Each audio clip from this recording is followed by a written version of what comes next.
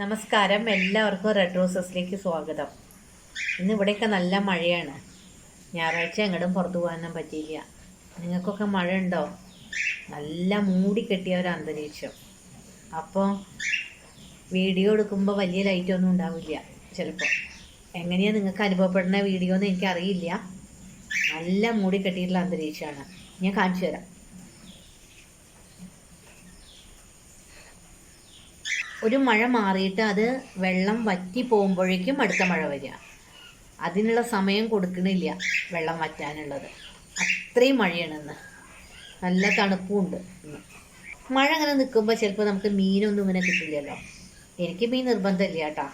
ഞാൻ മൊത്തത്തിലുള്ള കാര്യം പറയാണ്. മീൻ കിട്ടാതിരിക്കുമ്പോൾ മീൻ വേണമെന്ന് നിർബന്ധമുള്ള ആൾക്കാരുണ്ടാവുമല്ലോ. അങ്ങനെയുള്ളവർക്ക് വേണ്ടിയിട്ട് ഞാനൊരു ചെമ്മീൻ ചമ്മന്തിപ്പൊടി ഉണ്ടാക്കുകയാണ്. നല്ല ഉണക്ക ചെമ്മീൻ കിട്ടി. അപ്പോൾ നമുക്ക് അത് വെച്ചിട്ടൊരു ചമ്മന്തിപ്പൊടി ഉണ്ടാക്കാം. കുറേ ദിവസം ഇരിക്കും ആ ചമ്മന്തിപ്പൊടി. നനവില്ലാത്ത പാത്രത്തിൽ വെക്കുക. പിന്നെ ഈർപ്പമില്ലാത്ത സ്പൂൺ ഉപയോഗിച്ച് എടുത്താൽ മതി. അപ്പോൾ ചമ്മന്തിപ്പൊടി കാറിപ്പോവില്ല. അപ്പോൾ നമുക്കതൊന്ന് ഉണ്ടാക്കാൻ നോക്കാം. അപ്പോൾ നമുക്ക് നമ്മുടെ അടുക്കളയിലേക്ക് പോവാം. ചമ്മന്തിപ്പൊടിയിലേക്കുള്ള ഇൻഗ്രീഡിയൻസ് എന്താ ഞാൻ നിങ്ങൾക്ക് പറഞ്ഞുതരാം. തേങ്ങ, 1.5 മുറി തേങ്ങ, ഉള്ളി, വെളുത്തുള്ളി, ഒരു 25 ചുമന്ന ഉള്ളിയുണ്ട്, ഒരു 2 തുടം വെളുത്തുള്ളിയുണ്ട്, പുളിങ്ങ ആവശ്യത്തിന്, പിന്നെ ഉണക്കമുളക്, കറിവേപ്പില, ഒരു 250 ഗ്രാം ചെമ്മീൻ. നന്നായി കഴുകി ഉണക്കി വറുത്ത് വെച്ച ചെമ്മീനാണ്. നമുക്കതൊന്നും കൂടി വറുക്കാം. ചെമ്മീൻ ആദ്യം വറുത്തെടുക്കാം കേട്ടോ.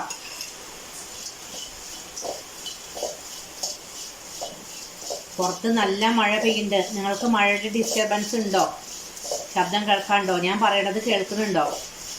ഒപ്പം കാറ്റും ഉണ്ട് കേട്ടോ. ഇത് നന്നായിട്ട് വറുത്തെടുത്തതിന് ശേഷം ബാക്കിയുള്ള ഇൻഗ്രീഡിയൻസ് നമുക്ക് വറുക്കാം. ഇത് നല്ല ക്രിസ്പായി കണ്ടില്ലേ? ഇത് നമുക്ക് വാങ്ങിയിട്ട് അടുത്ത ഇൻഗ്രീഡിയൻസ് വറുക്കാം. ഈ മുളകൊന്ന് നമുക്ക് ചൂടാക്കിയെടുക്കാം. അപ്പോൾ ഞാൻ മുളകും നമ്മുടെ ചെമ്മീനും വറുത്തെടുത്തു. ഇനി അടുത്ത ഇൻഗ്രീഡിയൻസ് വറുക്കാം. കുറച്ച് വെളിച്ചെണ്ണ ഒഴിച്ചിട്ടുണ്ട് കേട്ടോ. പുളിങ്ങി ഒന്ന് വറുത്തെടുക്കാം. എല്ലാതും നന്നായിട്ട് ഡ്രൈ ആവണം. വെള്ളം തീരെ ഉണ്ടാവാൻ പാടില്ല. അതാണ് ഇതൊക്കെ വറുക്കണത് കേട്ടോ. അടുത്തത് കറിവേപ്പില കേട്ടോ. കറിവേപ്പിലയൊക്കെ നമ്മൾ കഴുകിയ നനവുണ്ടാവുമല്ലോ. അപ്പം അത് വറുത്താലേ ക്രിസ്പി ആവുള്ളൂ. ഇതുപോലെ ആവണം കേട്ടോ കറിവേപ്പില. കണ്ടോ, ക്രിസ്പി ആയിട്ട് ഇങ്ങനെ പൊട്ടണ കണ്ടില്ലേ? ഇതുപോലെ ആവണേ. ഇനി അതിൽ കുറച്ച് വെളിച്ചെണ്ണ ഒഴിച്ചിട്ടുണ്ട്. നമുക്ക് ഇഞ്ചി ഇതാ നന്നായിട്ട് മൂപ്പിച്ചെടുക്കാം. അതുപോലെ ഈ ഉള്ളിയും വെളുത്തുള്ളിയും മൂപ്പിച്ചെടുക്കാം. ആദ്യം ഇഞ്ചി മൂപ്പിക്കട്ടെ കേട്ടോ. ഇത് നന്നായിട്ട് മൂത്തില്ലെങ്കിൽ ഇങ്ങനെ ചതഞ്ഞ് കിടക്കും നമ്മൾ പൊടിക്കുമ്പോൾ. ഇഞ്ചി നല്ല ക്രിസ്പിയായി. ഇനി നമുക്ക് ഉള്ളിയും വെളുത്തുള്ളിയും വഴറ്റിയെടുക്കാം. ഉള്ളിയും വെളുത്തുള്ളിയും ഞാൻ ചെറുതായി അരിഞ്ഞിട്ട് നമുക്ക് ഇതിൽക്കിട്ട് കൊടുക്കാം.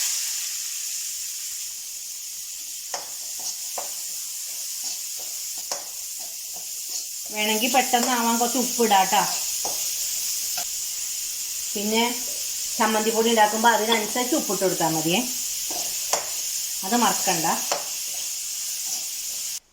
കണ്ടോ, ഉള്ളിയും വെളുത്തുള്ളിയും ഇതുപോലെ ക്രിസ്പി ആവണം. നമുക്കൊരു കിളിങ്ങണ ശബ്ദം. അപ്പോൾ ഇതുപോലെ ഇത് ആവണം കേട്ടോ. നമുക്കിത് ഇതിലേക്ക് ആക്കി ഇട്ട് കൊടുക്കാം. നല്ല 1.5 ചമ്മന്തിപ്പൊടി കേട്ടോ. അത് ഉണ്ടാക്കുമ്പോൾ ഇതുപോലെ ഉണ്ടാക്കണേ. ഇനി നമുക്ക് ഈ തേങ്ങ വറുത്തെടുക്കാം കേട്ടോ. നിങ്ങൾക്ക് ആവശ്യത്തിനുള്ള തേങ്ങ എടുത്തോളൂ. ഞാൻ ഇതിപ്പോൾ ഇവിടെ ഒരു 1.5 മുറി തേങ്ങ എടുക്കുന്നുണ്ട്. അതായത് ഒരു തേങ്ങ ഫുള്ളും ബാക്കി അതിൻ്റെ 1/2 മുറി. ഇത് നല്ല ചുവക്കനെ വറുത്തെടുക്കണം. അപ്പം നമുക്ക് ഗ്യാസ് കത്തിച്ചിട്ട് ഇത് വറുത്തെടുക്കാം. ഇതിന് എണ്ണയൊന്നും ഒഴിക്കണ്ട കേട്ടോ. ഇത് നന്നായിട്ട് ചുവപ്പ് നിറം വരുമ്പോൾ എണ്ണ കിനിയും. തേങ്ങ ഇതാ ഇതുപോലെ ചുവന്ന് ക്രിസ്പിയായി. ഇനി നമുക്ക് എല്ലാം കൂടിയിട്ട് ഒന്നങ്ങോട്ട് ചൂടാക്കിയിട്ട് തണുത്തതിന് ശേഷം പൊടിച്ചെടുക്കാം. ഇനി ഇത് പൊടിച്ചതിന് ശേഷം ഞാൻ കാണിച്ചു തരാം. കണ്ടില്ലേ ഒരു തരം കിലിങ്ങിലിങ്ങനെ ശബ്ദം. അപ്പോഴാണ് ഇത് നന്നായി മൂത്തു എന്നർത്ഥം. ഇത് നമുക്ക് പൊളിച്ചെടുക്കാം.